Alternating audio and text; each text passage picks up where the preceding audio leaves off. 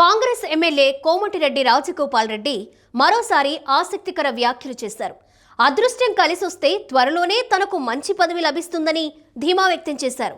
ఇన్నాళ్లు ఓపికతో ఎదురు చూశాను, త్వరలోనే మంత్రి పదవి వస్తుందన్న నమ్మకం ఉంది అంటూ అభిమానులతో జరిగిన సమావేశంలో వ్యాఖ్యానించారాయన. దీంతో రాజగోపాల్ చేసిన కామెంట్స్ కాంగ్రెస్ వర్గాలతో పాటు తెలంగాణలో కూడా చర్చనీయాంశంగా మారాయి.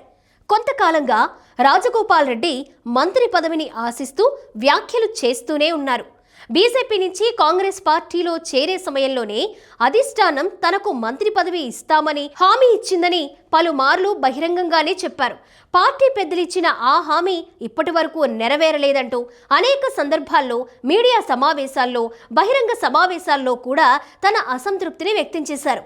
ఈ క్రమంలో పార్టీ అంతర్గత పరిణామాలపై కూడా రాజగోపాల్ రెడ్డి చేసిన వ్యాఖ్యలు కొన్నిసార్లు వివాదాస్పదమయ్యాయి. ఎమ్మెల్యేగా తన నియోజకవర్గాన్ని అభివృద్ధి బాటలో నడిపిస్తున్నానని రాజగోపాల్ రెడ్డి తెలిపారు.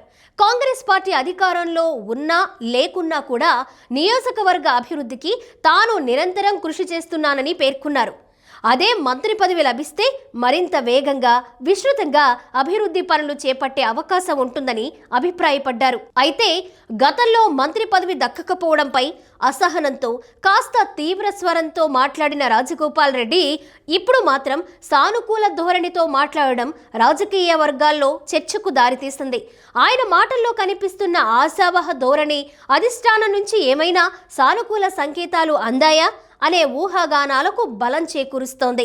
రాబోయే రోజుల్లో కాంగ్రెస్లో మంత్రిమండలి విస్తరణ జరిగితే రాజగోపాల్ రెడ్డి పేరు పరిశీలనలో ఉండే అవకాశం ఉందని రాజకీయ విశ్లేషకులు అభిప్రాయపడుతున్నారు.